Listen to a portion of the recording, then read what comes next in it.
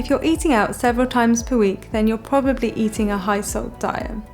The government have asked the food industry to reduce salt, but many restaurants and takeaways continue to ignore this. Some have dishes that contain more than 10 grams of salt, which is unhealthy for all people and not just those with a kidney condition. Some restaurants have their nutrition information online, so you can look at the salt content and make a decision before you go. But as not all of them do, I'm going to talk through some popular restaurants and give you some tips on how to choose a lower salt option so you can still go out and enjoy yourself. So if we start with pizza, you get more than double the salt if you choose a pizza with processed meat, a larger pizza, or a stuffed crust. So consider having chicken or vegetarian rather than say bacon or pepperoni. Avoid all-you-can-eat deals or try to choose a skinny option, as these tend to be lower in salt. And it's the same principle for other restaurants.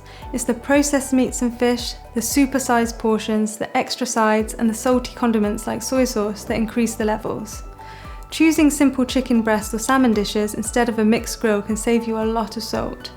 Avoiding a fried chicken side dish will save you 5 grams, and choosing noodle dishes without soy or miso, such as a ginger chicken udon instead of a ramen, can reduce your salt by nearly 8 grams.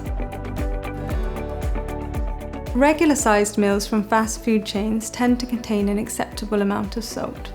But when you start to supersize, add sides, dips and extra toppings, is when it really increases. Choosing a bacon double cheeseburger, mozzarella dippers with ketchup and barbecue sauce has 3 grams more salt than a regular hamburger and fries. An Action on Salt survey showed that Chinese and Indian takeaways can also have very high levels of salt, but seem to vary widely depending on where you buy it.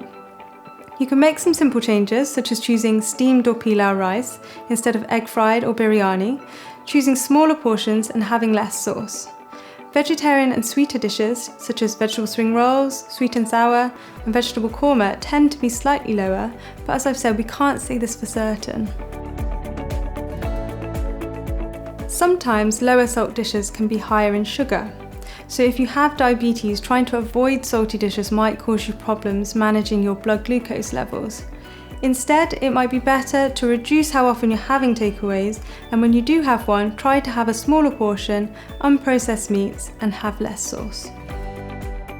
Choose lower salt options by choosing unprocessed meats and fish, having regular sized meals, avoiding starters and side dishes, fill up on veg and use less sauce. If you've overdone it, cut back on salt for the rest of the day. If you're currently relying on this type of food, try to gradually reduce how often you're eating takeaways. And if possible, check the nutrition information online beforehand or speak to the staff.